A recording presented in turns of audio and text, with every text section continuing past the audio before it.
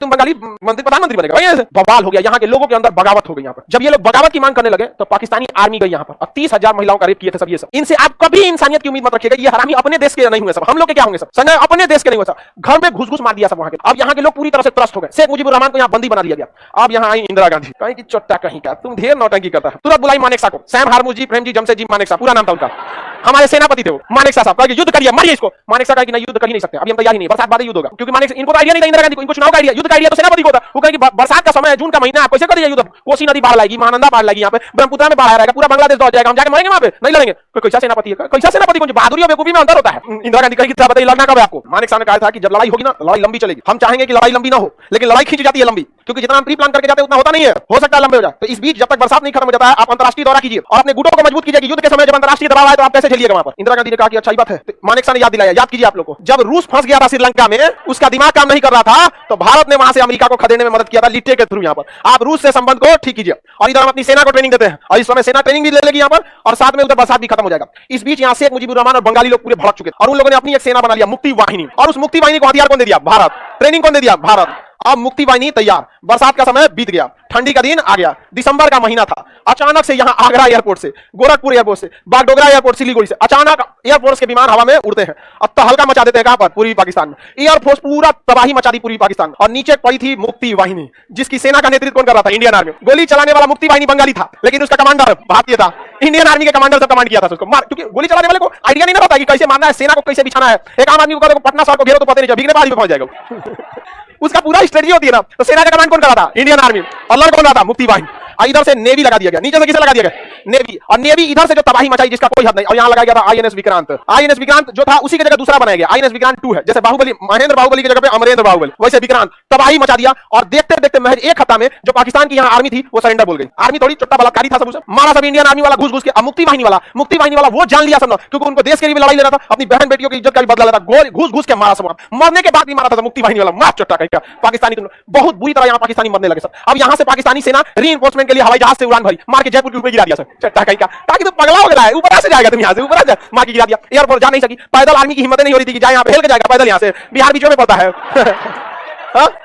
लौटाई नहीं करते लोग, कसम से बता रहे हैं। अगर तुम एक बार कोई बिहार से जाओ, हम पकड़ेंगे जिसको, हम तो नहीं लौटाएंगे। चाहे तुम यूएनओ में केस करो, जेनेवा में केस करो, नहीं लौटाएंगे। स्टाफ रखेंगे, यहाँ लाइन लगाएगा वो, नहीं जाना आई कार्ड चेक करने में लगाएंगे यहाँ पे सब, यहाँ पे ना लौटाएगा आदमी। यहाँ पे छोटा फ्री में मिल रहा है, बंधुआ मजदूर क्या छोड़ेगा आदमी? पुरानी यादें ताजा होंगी, हमारे पूर्वज बंधुआ मजदूर रखते थे हम, गए नहीं यहाँ पर। उसके बाद उसने सोचा नेवी से लौटा जाए, तो पाकिस्तानी नेवी इधर से निकली। जब पाकिस्तानी नेवी इधर से निकली, मार के धज्जी उड़ा दिया सब नेवी का, पूरी तरह से तबाह हो गया पाकिस्तानी नेवी। अब भारत के सामने जीत एकदम हाथ में आ गया था। एक हफ्ता के अंदर अंदर पाकिस्तान लग गया था कि अब हारेगा, लेकिन पाकिस्तान एक बहुत खतरनाक चाल चला। उसको पता था कि इंडियन आर्मी इस साइड में ध्यान नहीं दी हुई है, और हकीकत में यहाँ एक जगह है लोनेवाला, लोंगेवाला में महज 120 फौजी तैनात थे, महज 120 फौजी। और उनके जो कमांड, जो मेजर थे, कर्नल मेजर चांदपुरी, कौन थे? मेजर चांदपुर, महज 120 फौजियों की टुकड़ी लेकर खड़े थे। 120 फौजी मतलब बहुत कुछ नहीं होता, एक छोटा सा पोस्ट था। और उसके जस्ट पीछे जोधपुर एयरपोर्ट था। उस समय की जहाजें रात में उड़ान नहीं भर सकती थी। 1971 का जमाना बहुत पुराना था, रात में जहाजें उड़ान नहीं भर सकती थी। पाकिस्तानियों ने क्या किया? आलम और घुसे सब रात में। उनको पता था कि 100 फौजियों को निपटाने में आधा घंटा लगेगा, टैंक कचा देंगे यहाँ पर, और उसके बाद चल जाएंगे जोधपुर एयरपोर्ट पे। एयरपोर्ट कुछ कर नहीं पाएगी, टैंक से मार के एयरपोर्ट तोड़ देंगे, कब्जा हो जाएगा यहाँ पर। अब यहाँ खड़े थे मेजर चांदपुरी। इनको जब खबर हुआ कि 6000 फौजी आ रहे हैं पाकिस्तानी, 6000 और पूरी टैंक रेजिमेंट है उनके साथ, तो मेजर चांदपुरी को ऊपर दिल्ली से आदेश दिया गया कि आप नहीं लड़ पाइएगा, वापस हटिए। उन्होंने कहा 1.25 लाख एक लड़ावा, तब गोविंद सिंह नाम भाई सिख सरदार है, 1.25 लाख से नीचे बती नहीं करता है। समझा? उनका धार्मिक नारा है कि चिड़िया नु में बाज लड़ावा, मतलब चिड़िया से हम बाज को लड़ा देंगे। बाज जब आसमान में उड़ता है ना, कोई चिड़िया नहीं दिखती है, भाग जाते हैं सब, खा जाता है पकड़ के वहां पे बाज। तो चिड़िया नु में बाज लड़ा, गीदड़ नु में शेर बनावा, मतलब गीदड़ को भी शेर बना सकते, और 1.25 लाख एक लड़ावा, तब गोविंद सिंह नाम रखा हुआ। कहने का मतलब क्या है? कहने का मतलब गोविंद सिंह को अगर मानते हो ना, तो तुम्हारे अंदर हिम्मत ऐसा होना चाहिए कि सामने 1.25 लाख की फौज खड़ी हो तो तुम पीछे नहीं हटो। ये मतलब नहीं कि आप 1.25 लाख से लड़ लीजिए, 1.25 लाख बहुत ज्यादा आबादी, लेकिन मतलब ये है कि अगर तुम अकेले खड़े हो ना, 1.25 लाख की फौज भी खड़ी हो तो तुम पीछे मत लौटो यहाँ पर। तो उन्होंने कहा कि हम अकेले 1.25 लाख की 6000 कौन सी मतलब होता है, एक तो मार के रद्द कर देंगे यहाँ पे मेजर चांदपुरी के सामने। लेकिन फिर भी देखिए, बहादुरी और अकलमंदी में अंतर होता है। आप संख्या बल बहुत मायने रखती है युद्ध में। उनके सामने कोई समस्या था, उनके पास टैंक को उड़ाने के लिए एंटी टैंक माइंस थे, जिनकी संख्या महज 3 से 4 थी, और उसके बाद टैंकों की संख्या 100 थी। उन्होंने क्या किया ना, टिफिन जो होता है खाना खाने वाला, जमीन में टिफिन गाड़ दिए, और आगे थोड़ा सा 1 2 3 4 को माइंस था उसको बिछा दिया। आया टैंक और माइंस पे चढ़ा, उधिया गया। क्या हो गया? उधिया गया, टैंक उड़ गया, पाकिस्तानी डर गया, रे बाप रे, इंडिया वाला सब जो है सब माइंस बिछा के रखा है, तुम उधर से चलो, उधर से गया तो वो उधिया गया। अगवा 3 4 को ओरिजिनल रखे थे, अब पाकिस्तानी को डर हो गया, जैसे 3 4 को टैंक उधिया है, डरा गया सब इसे पाकिस्तानी सब यहाँ पे। अब उन सबको लगा कि बहुत टैंक बिछा है, ऐसे पैर से दाब के देखा, अरे बाप रे यहाँ है। अब उसके लिए उस सब रीइंफोर्समेंट मंगाया सब इंजीनियरों की, और वो इंजीनियर सब टैंक को माइंस को डिफ्यूज करने लगा। इतना डरपोक था सब कि रात भर उन सबको डिफ्यूज करने में लग गया। सुबह जब रोशनी हुआ तो पता चला खाना खाने वाला टिफिन है।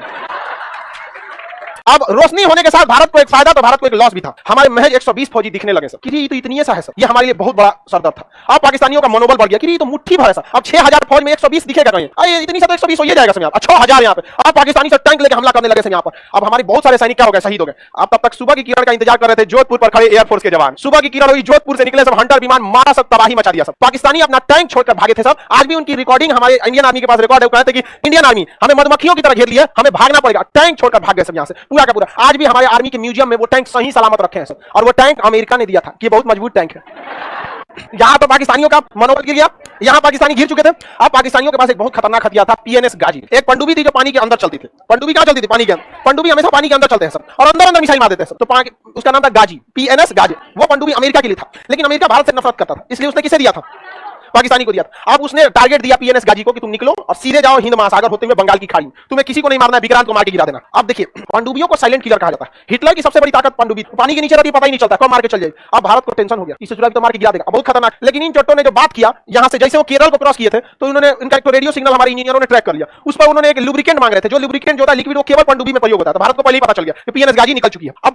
अब मेन खतरा था विक्रांत को बचाना, क्योंकि अगर विक्रांत डूब जाता तो पूरी सेना का मनोबल डूब जाता, क्योंकि पूरी सेना का सबसे बड़ा हथियार था आईएनएस विक्रांत। इतना बड़ा था कि इसके ऊपर जो पानी वाली जहाज थी और इसके ऊपर एयरपोर्ट बनाया गया था, उस पर एयरफोर्स के जहाज उतरते थे, और उन जहाजों को ये क्या करता था, घाटे लगा देता था ले जाके घाट पे, बांग्लादेश के घाट पे, और वहां से उड़ के बम गिरा के उतर के सुस्ता था। बहुत मारे हम, ढाका में बम गिराए हैं। और ये इतना बड़ा था कि ना इसके पास खाने की कमी थी, ना राशन की कमी थी, ना आराम करने के लिए कोई दिक्कत था, ना इसके पास कोई भी डीजल पेट्रोल की कमी थी। इतना बड़ा था यहाँ पे, यहाँ से बिकना बाई तक था, उतना बड़ा यहाँ पे 200 मीटर इतना लंबा था, यहाँ पर बहुत ज्यादा था। अब बताइए, ये अब दिक्कत था, यहाँ इसको गिरा था। पीएनएस गाजी के पास क्षमता थी, वो डुबा देता विक्रांत। विक्रांत नहीं बच पाता, क्योंकि वो अमेरिका का सबसे खतरनाक पनडुब्बी थी। अब भारत सरकार को डर हो गया, तो इसको क्या किया गया ना, विक्रांत को छुपा दिया गया। कहां छुपाया गया किसी को नहीं पता, बस हम आपको इंटरनल बताते हैं कि अंडमान निकोबार में था, बट हम वो नहीं बता सकते आपको कि अंडमान में कहां था, क्योंकि सबके लिए जिम्मेदारी होती है। जैसे आप किसी चीज को जानते हैं, तो आप जानते हैं तो बहुत सारे लोग आपकी बातों को ध्यान नहीं देंगे, ना ही आप बातों को उतना पहुंचा सकते हैं। लेकिन हम अगर बोल देंगे तो बात पहुंच सकता है, और आगे जाके दिक्कत हो जाएगा कहीं ना कहीं। तो उतना ही जानिए जितना बड़ा आपका काम है, क्योंकि देश के प्रति हमारी भी जिम्मेदारी है। और हमको भले हम फौज में नहीं जा सके, लेकिन जिम्मेदारी एटिकेट्स आज भी पूरी तरह फौजी वाला है। वो अलग बात है कि हमारा मेडिकल में हाथ टेढ़ा है, नहीं तो आज हम भी उसी में गए रहते। अब आप लोग को एक और कहानी सुनने को मिलता है कि एक और युद्ध हुआ था।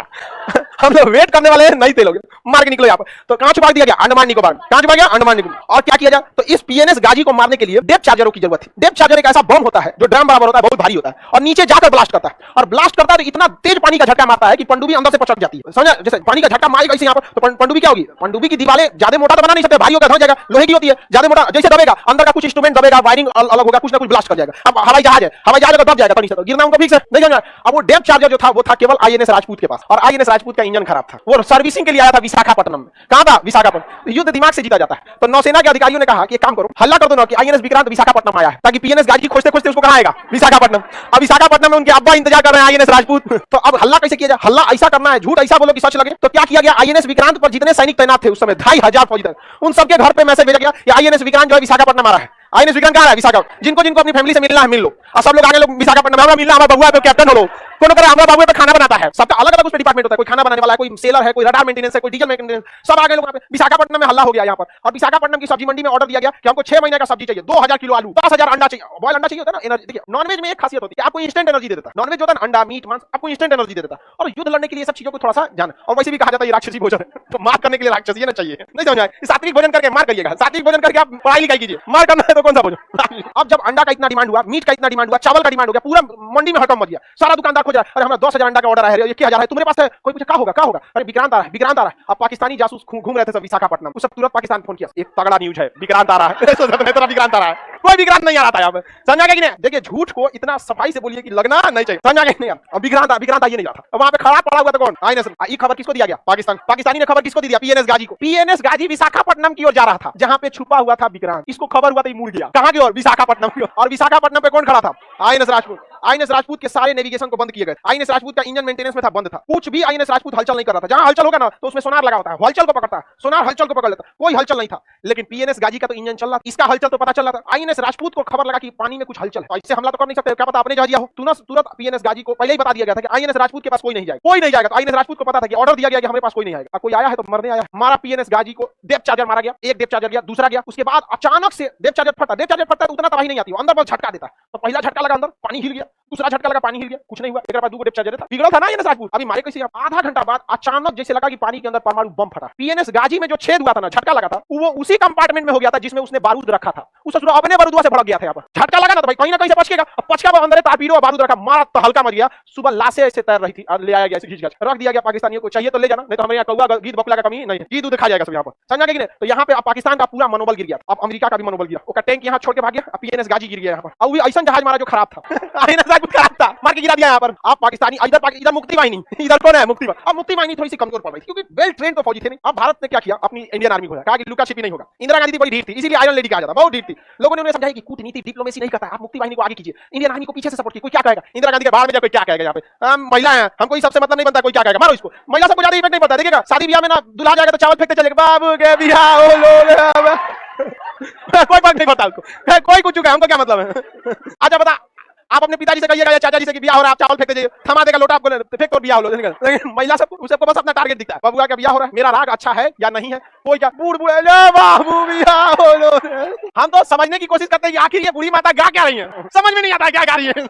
आप लोग को समझ में आता है, समझ में नहीं आता, लेकिन उनको बिलीव होता है कि एकदम लता मंगेशकर हूं। आप लोग को भी समझ में नहीं, तू लोग बुढ़ा होगी तो ऐसे ही करेगी लोग। तो इंदिरा गांधी कहेंगे लोग क्या कहेंगे क्या नहीं कहेंगे, मुक्ति वाहिनी लो, इंडियन आर्मी को तुरंत आते मानेकशा से कहेंगे अब लइएगा ना, अरे हम पीछे का बाटे थे, मानेकशा कहेंगे एकदम एक नंबर घुसा दिया इंडियन आर्मी अंदर।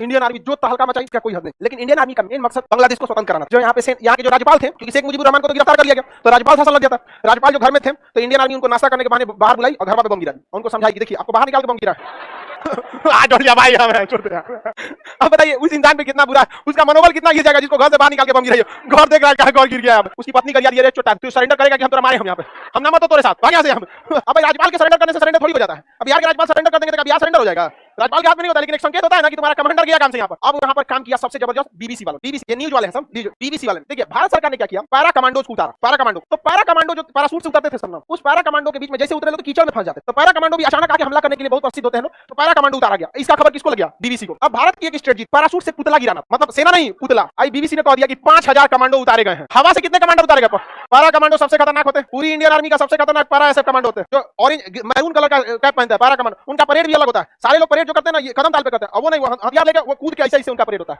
वो कभी चलते नहीं है। पैरा कमांडो कभी भी आप परेड में ऐसे नहीं देखेंगे चलते हुए, यहाँ पर वो हमेशा हथियार लेके ऐसे और ऐसे ऐसे ऐसे चलेंगे, जितना दूर जाना उनको ऐसे ही कूदते जाते हैं। पैरा कमांडो उतारा गया किसको, पैरा एसएफ को, पैरा स्पेशल फोर्सेस उतरे थे तो 2-3, बाकी पुतला था, और पुतला भी था तो 250 पुतला। बीबीसी वाला हल्ला कितना कर 5, और बीबीसी इतना बड़ा न्यूज चैनल है ना कि लोगों ने बिलीव कर लिया, पाकिस्तान वाला डर गया, समझा। मुक्ति वाहिनी मार रहा है, इंडियन आर्मी मार रही है, एयर फोर्स मार रही है, नेवी मार रही है, ये बचा था सब 5000 कूद गया। किसके घर पे कूदा है सब, कोई क्या पता। अब कोनो घरे का ऊपर का दरवाजा बंद करके भाग गया, भाई सीढ़ी वाला बंद कर दो, कूदा है सब 5000। कहां है अब पाकिस्तानी आर्मी का तो हालत खराब। पाकिस्तान को लगा अब कुछ नहीं हो सकता, तब ये अपने अब्बा को बुलाया, अमेरिका को कहा कि हमारी जान बचा लीजिए, आपको जहां सेना का अड्डा कहना होगा हम यहां दे देंगे, यहां दे देंगे। आपका मन आप हमारे घर में रहिएगा, हमारे ससुराल में रह जाइएगा, कोई दिक्कत नहीं है। आपका मन करे तो आप जहां मन वहां रहिएगा, हमको कोई दिक्कत नहीं है, हम अपनी पत्नी वाला भी आपको कमरा दे देंगे, चलिएगा। अमेरिका चल आया हमला करने। भाई इन के पास इज्जत नाम की तो कोई चीज नहीं है। अरे तुमसे लड़ रहे हो, बहादुरी से लड़ो। यहाँ पर हमारे मेजर चांदपुरी का आदेश आया था कि नहीं पीछे हटने के लिए, हटे थे क्या वो? इन चोटों के पास पूरी हार गए थे, कहा हम आपको अड्डा देंगे, सेना का अड्डा को जहां आना रही है। यहाँ पर अमेरिका को तो पुराना दुश्मनी था भारत, उसको याद आया था हम तोड़ने के। कहां से चला था अमेरिका, अपने यहाँ से चल गया। अमेरिका को बुलाया कौन, कहा कि बांग्लादेश को बचा ली। पाकिस्तान अमेरिका यहाँ से चल दिया, अपना बड़का जहाज लेकर, 7वां बेड़ा। कौन बेड़ा, हम लोग का जो आईएनएस विक्रांत था ना, उससे डबल बड़ा ये था 7वां बेड़ा। इतना बड़ा जहाज था कि इसके ऊपर 40 उड़ने वाले जहाज थे। इसके में परमाणु बम था, परमाणु बम लगा हुआ था। किसमें, 7वां बेड़ा। और इसके साथ पनडुब्बी, डिस्ट्रॉयर, फ्रिगेट, मतलब ये जब चला था तो अपने साथ 30 से 35 पानी वाली जहाजों को लेकर चला। ये अकेले चलता ही नहीं था, इतना खतरनाक चल दिया 7वां बेड़ा लेके। अब भारत का हालत खराब, ये अकेले युद्ध का गेम पलट देता, पूरे इराक को अकेले हरा दिया था 7वां बेड़ा, अकेला गेम पलट देता इसके परमाणु बम से लेकर। और दूसरा एक बात और होता है, देखिए गांव का बहुत बड़ा दबंग आदमी आपको एक तमाचा मारेगा ना, तो आप बस कंप्रोमाइज करिएगा, आप पलट के उसको नहीं मारते, और ये सबसे बड़ी गलती हो जाती है। पलट के मजबूत इंसान को कभी नहीं मारना चाहिए। मारना चाहिए तो एक बार में उठना नहीं चाहिए, एक बार में अगर उठना नहीं चाहिए कभी भी नहीं, कितना भी बड़ा रहे यहाँ पे, एक बार में उठना नहीं चाहिए। कहीं कुछ मार दो ससुराल, लेकिन एक बार में। भारत ने कहा कि कुछ भी हो जाए 7वां बेड़ा आओ, मानते हैं कि नहीं लड़ पाएंगे तुमसे, क्योंकि हमारे पास उस समय टेक्नोलॉजी नहीं, तो मारेंगे तो तुमको हम पक्का। ये छोटा अमेरिका ब्रिटेन को भी बुला लिया, चल चल चल मारे के हो लोग, चल चल चल। फ्रांस को भी बुला लिया, चल चल चल भारत के मारे को। आई छोटा आ गया सब। आज ये मोदी जी को बर्गर खिला रहा है सब, समझा गया कि नहीं, पिज्जा खिलाता है सब, लेकिन ये छोटे मारने आए थे सब हम लोग को। इतिहास कोई भूल जाए, हम ना भूलने वाले हैं, कभी नहीं भूलना चाहिए इतिहास।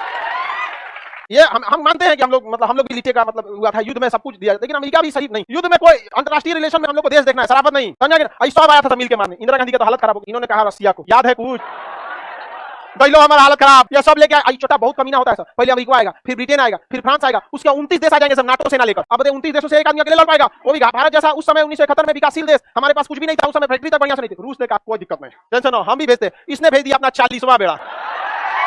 तो 40वां बेड़ा आके हिंद महासागर में लग गया। 40वां बेड़ा के साथ जितने भी पनडुब्बियां, इसने उस समय 8-9 को पनडुब्बी भेजा और हर पनडुब्बी में परमाणु हथियार थे। पनडुब्बी को रूस ने जानबूझ के पानी के ऊपर ले दिया कि देखो यहाँ चारों ओर से सजा दिया, जहाज वाज सब सजा दिया यहाँ। और विक्रांत को कहा कि निकलो अब तुम कहां से, अंडमान निकोबार, मारो इसको धाव। अब भारतीय सेना पूरा समझ गई कि सुपर ओवर खेलने के लिए तैयार थी। इंडियन आर्मी चारों ओर से घेर ली, एयरफोर्स चारों ओर से घेर ली, नेवी घेर ली। इसने कहा कि हम गारंटी लेते हैं कि चोट्टा में से एक अंदर नहीं आएगा, बाकी तुमको धोना है तो धो दो। इंदिरा गांधी मानेक साथ कहीं सुन रहे हैं ना, मानेक कहा कि आपको सुनाने की जरूरत नहीं, काम चालू है, वर्क ऑन प्रोग्रेस। इतना मार मारा गया बांग्लादेशियों को जिसका कोई हद नहीं। और यहाँ आके खड़ा हो गया कौन सा, 40वां। अमेरिका यहाँ पहुंच गया, इसका बेड़ा 7वां बेड़ा। इस सोचा इधर से निकले तो इधर आ जा रहा था, सोचा इधर से निकले तो इधर आ जा, नहीं अजराने का तरीका तो ना देख लेते, चल तो नहीं गांव में तो जो तो हमारी खेत में यहाँ आओ तो देखते हैं। अब इसके ऊपर मिसाइलें तैनात, ऑटो एयर डिफेंस की मिसाइल। इसके पास जो एयर डिफेंस S-400 अभी भी कितना तगड़ा, कोई आता है S-400 के आगे कोई नहीं। इसने अपने एयर डिफेंस को एक्टिवेट कर दिया और वो एयर डिफेंस इतना खतरनाक था कि 400 किलोमीटर के दायरे में कोई भी आएगा ना तो जहाज के कैप्टन को वार्निंग दे देगा कि आ गए हैं एक आदमी नाश्ता के लिए। 400 किलोमीटर दूर पहले कैप्टन को बता देगा कि खाना पीना छोड़ो लग जाओ। और अगर 300 किलोमीटर तक आ गया तो पूरे जहाज पे वार्निंग बजा देगा, पूरा सायरन बजा देगा कि आ गया कोई 300 किलोमीटर दूर है। 200 किलोमीटर पर रहेगा तो सीधा खबर भेज देगा मॉस्को, छोटा कुछ नहीं किया है अभी तक, हम उसको 400 किलोमीटर से वार्निंग दे रहे हैं, अभी तक क्या नहीं किया यहाँ पे। और 100 किलोमीटर के दायरे में आएगा तो कहेगा भाड़ में जाओ, मार देते हैं खुद। रूस ने पूरे अपने एयर डिफेंस को एक्टिवेट कर दिया और अमेरिका को बता दिया कि दम है तो आ जाओ। अमेरिका 400 किलोमीटर दूर से कर रहा था, वापस चल जाओ, ठीक नहीं होगा वापस चल जाओ, ठीक नहीं होगा। कहा अमेरिका ने कहा कि हमारे पास 150 से ज्यादा परमाणु हथियार लेके आए हैं, छोड़ेंगे नहीं भारत को इस बार, हमेशा श्रीलंका समझाएगा, श्रीलंका से भगा दिया, नेपाल से भगा दिया, अब की नहीं जाएंगे हम, हमारे पास 150 से ज्यादा परमाणु हथियार है। रूस ने कहा कि जब हम चले थे तो हमें बहुत जल्दबाजी, इसलिए हम गिनती नहीं किए, लेकिन लगभग 300 से ज्यादा है। कहा कि हम गिने नहीं है लेकिन 300 से ज्यादा, गिनती चालू थी 300 के बाद, अगर हम गिने नहीं, जल्दी में आना था, हमको इस सब का धमकी मत देना, बहुत महंगा पड़ेगा। तो इंग्लैंड कहा था sorry we are late, we should return, you should return और you must have to return, तुम्हें लौटना ही होगा। चल गया ब्रिटेन, चल गया। ब्रिटेन को एहसास हो गया था कि 1857 नहीं, देश आजाद हो चुका। और आपको जानकर ताज्जुब होगा, जूता भिगा के मारना किसे कहा जाता है? ये INS विक्रांत जो था ना, ये ब्रिटेन से खरीदे थे लोग भर रास्ता अमेरिका ब्रिटेन को भेजा था, तोरा बेचला बिना जरूरत था, काय बेचा रहे तुम उसको बाहर रास्ता कर था। Okay what will I do, I don't know what will happen in future. Okay कौन जी पता फ्यूचर में क्या हो जाएगा। अब जाओ तुम यहाँ से। अब यहाँ से जब ये लोग चल गए, 1.5 महीना बाद गया था रूस, यहाँ से 1.5 महीना तक लंगर डाल के खड़ा था। इसलिए हमेशा याद रखेगा, तो नए दोस्त से अच्छा एक पुराना दोस्त होता। और आज भी हम लोग हमेशा खड़े